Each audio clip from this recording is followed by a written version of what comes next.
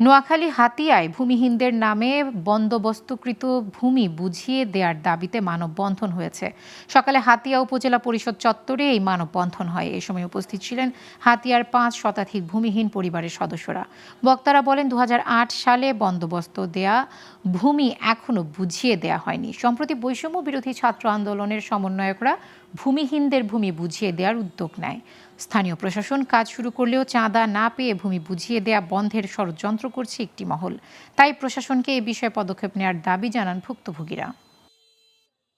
আমরা আগে ৬০, ৫৯, ৭০, ৭২, ৯৮ সব আমরা সরকার বুঝে দিছে, কিন্তু ৮-১১ যে বন্দোবস্ত আজ ১৩ বছর পরও আমরা বুঝতে পাই নাই। একটি কুচক্রী মহল আমাদের এই জমি যেন মানুষ না পায়, যেন লুটপাটকারীরা পায়, সেই জন্য এই মেপে দেওয়া প্রশাসনের মেপে দেওয়াকে বন্ধ করার জন্য নানা চক্রান্ত করছেন।